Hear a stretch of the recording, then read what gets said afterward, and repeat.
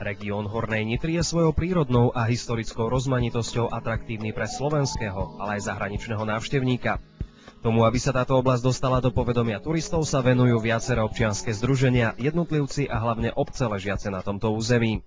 Svedčí o tom rôznorodá činnosť v plánovaní a realizácii projektov a hľadaní finančných zdrojov od vlády či fondov Európskej únie. 1. októbrová nedeľa sa na Hornej Nitre niesla v znamení vyvrcholenia osláv 27. Svetového dňa cestovného ruchu, na ktorej sa zúčastnil aj podpredseda vlády Slovenskej republiky pán Dušan Čaplovič, ktorý aj takouto formou chcel vyjadriť svoju podporu a podporu vlády rozvoju turizmu v našom regióne. Podpredsedovi vlády Dušanovi Čaplovičovi nie sú slovenské regióny ľahostajné a okrem podpory rozvoja turizmu sa snaží aj jednotlivé regióny navštevovať. Ako sám povedal, Horná Nitra, konkrétne Nitrianske Právnomu, vôbec nie je cudzie, pretože túto obec navštívil už vo svojej mladosti.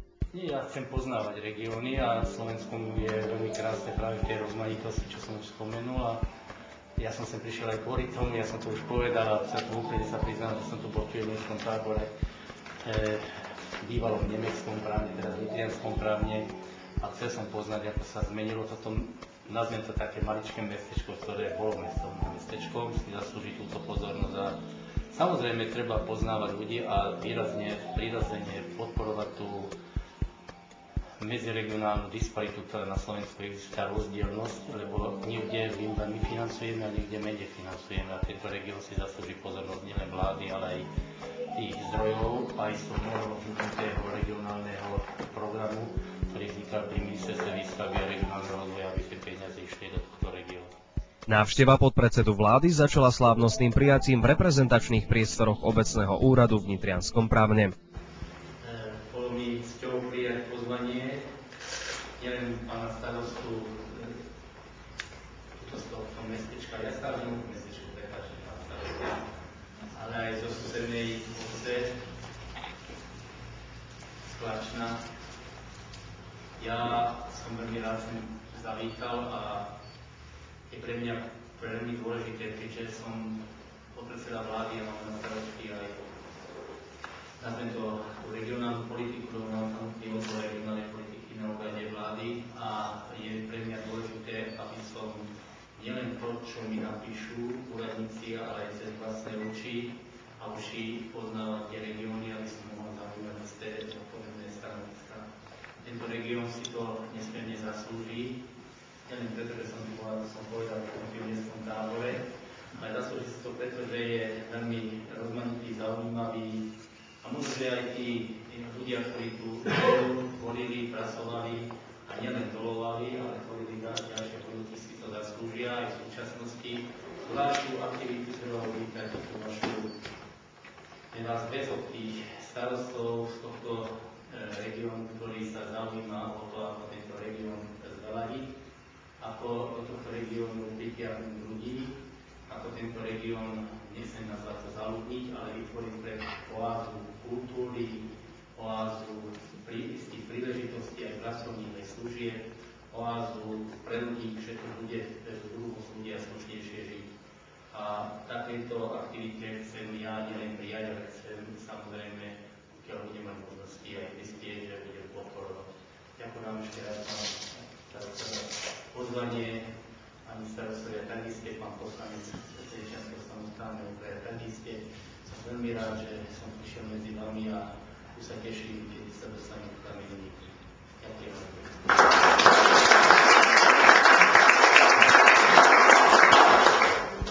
Slávnostný akt vyvrcholenia osláv 27.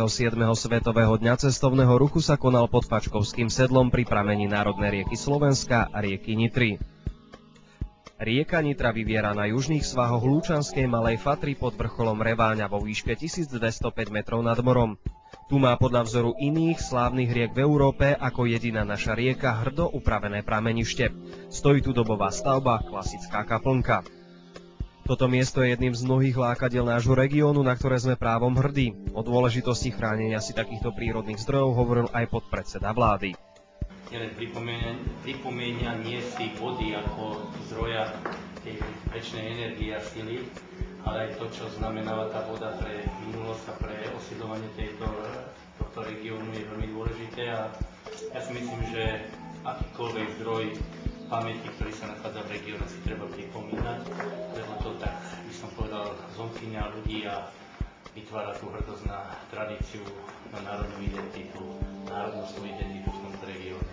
A myslím si, že si to takýto región zaslúži. Prítomných hostí, starostov a občanov privítal pri pramení Nitry starosta obce Kľačno, v katastri ktorej prameň leží. Vzácni hostia, milá mládež, ctení občania, pútnici a turisti. Je pre mňa veľkou cťou, že ako starosta obce môžem privítať vás tu pri pramení národnej rieky Nitra pri príležitosti vyvrcholenia osláv 27. Svetového dňa cestovného ruchu na Hornej Nitre. Dovolím si zvlášť srdečne privítať hostia najvzácnejšieho, podpredsedu vlády Slovenskej republiky, pána Dušana Čaploviča, ktorý napriek veľkému pracovnému nasadeniu a zaneprázdneniu prišiel medzi nami. Vás. Zároveň vítam poslanca za Trenčanský samosprávny kraj, pána Emila Mendela, vedúceho katedry kultúry a turizmu Univerzity Konštantína a Metoda v Nitre, pána profesora Jaroslava Čukana, riaditeľa Povodia Váhu odštetný závod Topolčany, pána Jursu, riaditeľa Centra sociálnych služieb, pána Petra Kutiša, starostov susedných obcí, pána Hideka z Vrícka, starostku Slovian, pani Jackulíkovú a starostu Fačkova a Čičňan, pani Bielikovú a Kotercovú. Vítam všetkých starostov mikroregiónu Hornonitrie a všetkých členov zastupiteľstva, obecného zastupiteľstva v Nitrianskom Pravne a v Kľačne. Dovoľte mi povedať pár myšlienok k významnému dňu Svetového dňa cestovného ruchu. Svetový deň cestovného ruchu bol vyhlásený na 3. valnom zhromaždení Svetovej organizácie cestovného ruchu 1979 v Španielsku, ktorý sa oslavuje od roku 1980. Za deň cestovného svetového turizmu bol určený 27. september, kedy bol prijatý štatút Svetovej organizácie cestovného ruchu. Načasovanie týchto osláv súvisí aj s tým, že na severnej pologuli turistická sezóna končí a na južnej sa začína. Prínos turistiky je nesporný, či už v oblasti sociálnej, kultúrnej, politickej a ekonomickej. Chcem vyjadriť presvedčenie, že užitok cestovného ruchu budú mať nielen podnikatelia, občania, ale aj turisti a iní návštevníci, ktorí zavítajú k prameňu národnej rieky Nitry. Ďakujem za pozornosť. Teraz by som poprosil pána podpredsedu vlády Slovenskej republiky, pána Čaploviča, o príhovor.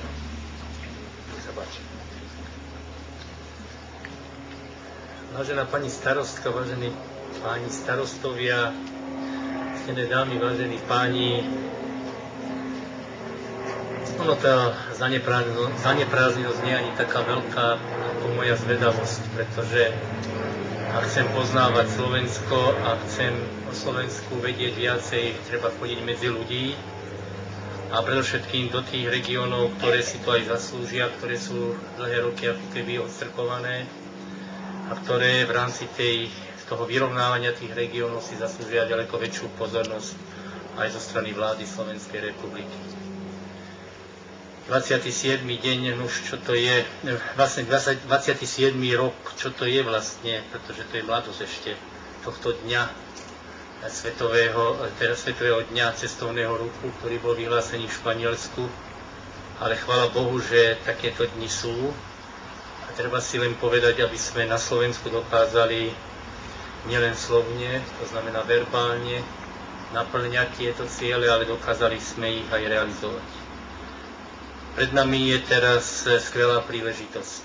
Aj preto som sem prišiel, pretože štartujeme nové plánovacie obdobie, to nazvem tak, plánovacia aj Európska únia plánuje. Na roky 2007-2013 to je ten finančný balík zdrojov, ktorý by mal prísť na Slovensko okolo 420 miliard. slovenských korún a medzi nimi by mali byť aj zdroje, ktoré by podporili regionálny rozvoj a osobitne aj cestovný ruch. Cestovný ruch, ktorý by sa mal orientovať nielen do výstavby nových hotelov, ale predovšetkým do, nazvem to, krajinotvorby a historickej krajiny. A toto je skvelá príležitosť, lebo pramene nielen riek, pramene poznania vytvárajú istú skvelú príležitosť, pretože pri týchto prameňoch sa stretajú ľudia. A treba vytvoriť podmienky, aby sem chodili nielen naši ľudia, občania Slovenskej republiky, aby poznali prameň rieky, ktorá dala názov, ako som tu už povedal, pre médiá a nitrianskému kniežatstvu, ale aby poznali, čo znamená prameň čistej vody pre slušný život. A aby si ho chránili, pretože budúcnosť spočíva i v tom, ako si budeme chrániť naše vodné zdroje a ako ich budeme vedieť kultivovať v prospech všetkých. Teda v tomto prípade, keďže toľko riek pramení na Slovensku a väčšina, myslím, že okrem Popradu, všetky nám tečú na juh, je veľmi dôležité ich kultivovať tak, aby slúžili všetkým. Aby sme ich chránili nielen pri pramení, ale aj pri sútokoch s inými riekami a počas priebehu tej riavy cez jednotlivé mestá a mestečká, aby boli čistejšie, aby naplňali ten ekologický rozmer, ktorému sa aj naša vláda Slovenskej republiky hlási. Vám, ctené dámy, vážení páni, milí občania, spoluobčania tohto regiónu, želám, aby sme v tomto prostredí, v tomto mieste, kde nielen pramení rieka Nitra, ale ktorý vytvára istú možnosť toho stretania, ako som už predtým povedal, sa častejšie stretávali, aby sme tu vytvorili chodníčky, ktoré nebudú križovať túto cestu nešťastnú, ktorá prechádza pre Fačkovské sedlo, Fačkovským sedlom, ale aby sme tu aj v spolupráci s mojím priateľom, ministrom dopravy položa telekomunikácií, riešili problém a prostredníctvom aj cestných stavieb preloženie tohto telesa. Lebo chrániť si prírodu, chrániť si vodu, chrániť si zdroje je veľmi dôležité a o to sa snažia všetky štáty v Európe a preto často aj idú finančné zdroje z Európy do takýchto aktivít. Ja vám chcem všetkým zaželať, aby sa tie projekty, ktoré chcete v tejto oblasti naplňať, realizovali. A ja osobne môžem len povedať toľko, že budem, pokiaľ som vo funkcii, týmto projektom nielen prijať slovne, ale snažiť sa ich aj podporiť. Ďakujem vám, že ste ma prijali. Obec Klačno pri príležitosti Svetového dňa turizmu vydala propagačný CD-ROM, predstavujúci históriu i súčasnosť tejto obce a prírodné i kultúrne zaujímavosti v okolí. Pri tejto príležitosti starosta obce Kľačno požiadal pána Dušana Čaploviča o pokrstenie tohto diela, ktoré tiež prispieva k rozvoju cestovného ruchu. Krstilo sa pramenitou vodou z prameňa rieky Nitra.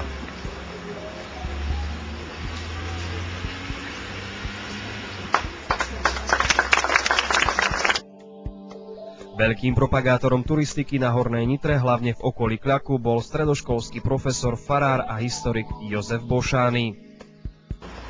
Z jeho iniciatívy bola postavená turistická útulňa pod 1353 metrov vysokým Kľakom v roku 1923. Táto útulňa, mnohí z vás to asi viete, dostala jeho meno.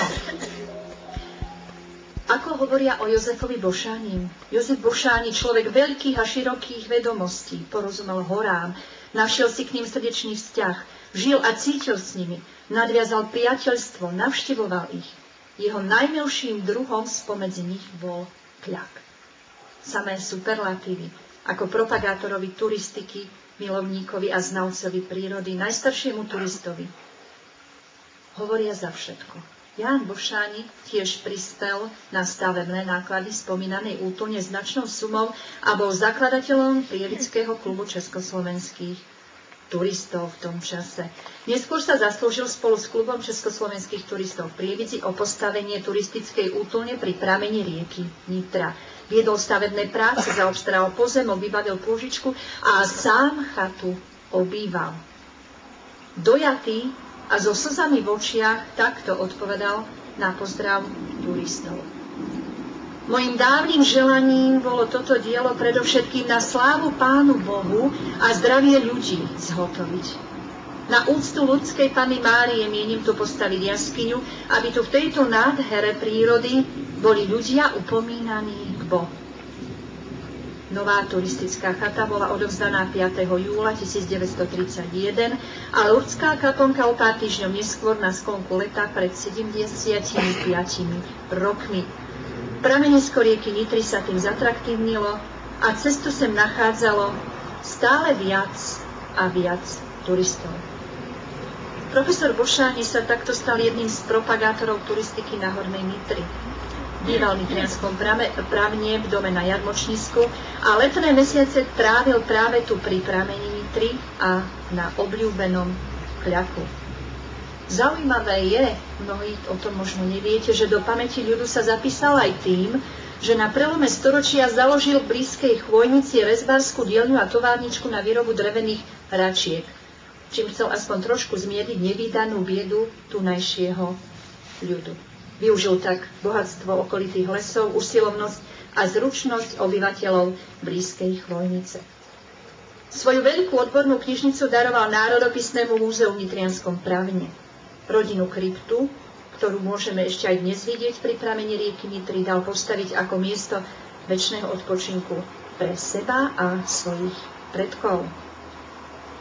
Útulňa pod Klakom, ktorá nesie meno tohto mimoriadneho človeka, mala ešte v roku 1948 stáleho chatára. Dnes na tomto mieste nájdeme len tabuľku, ktorá nám pripomína tohto milovníka prírody, profesora Bošániho.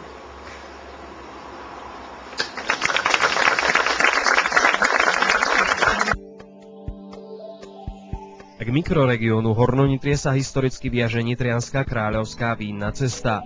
Pár slov o nej a o tomto projekte predstavil prítomným profesor Jaroslav Čukan.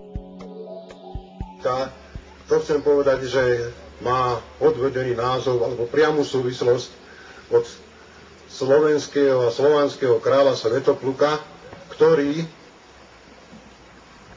v roku už 892, keď sme zvažovali názov, tak sme si to pripomínali a tak sme sa rozhodli v Nitre a je veľmi krásne, užitočné a vzácne, že aj starosta obce Klačno a aj členovia mikroregiónu Hornonitrie, niektorí zástupcovia boli pritom, keď sme si pripomínali ten takú milú chvíľu, čo kráľ Svätopluk poslal českému kniežaťu Božiojovi dar nevídaný a neslíchaný, sú dobrého vína. A kráľovna Ludmila sa tak potešila, že na hrade vo svojom rodisku Šova, nedaleko Mielníka, dala vysadiť vinič. Čiže na Slovensku slovenský kráľ predkoval aj Čechy. Čiže tým chcem povedať to, že toto posvetné miesto, hovorí, to je môj názor, Slovenska, klenot prírodného a kultúrneho dedičstva, je zároveň aj začiatok Nitrianskej kráľovskej vínnej cesty. Práve horno-nitrianská vetva je tá rozhodujúca v rôznych aktivitách. Oslavy 27. Svetového dňa cestovného ruchu završilo príjemné posedenie v kultúrnom dome v Kľačne, ktoré spríjemnil svojou hudbou folklórny súbor Lubená a ochutnávka vín spojená s odbornou prednáškou. Na tomto posedení pán podpredseda Čaplovič ešte raz ocenil prácu organizácií, obcí i jednotlivcov na rozvoj cestovného ruchu a vyjadril svoju spokojnosť s návštevou, o ktorej svedčila aj jeho bezprostrednosť pri rozhovoroch či lúčení. Zostáva len dúfať, že aj touto návštevou sme sa dostali o krôčik bližšie k zatraktívneniu nášho regiónu pre domáceho i zahraničného návštevníka a že táto návšteva zástupcu vlády Slovenskej republiky nebola poslednou.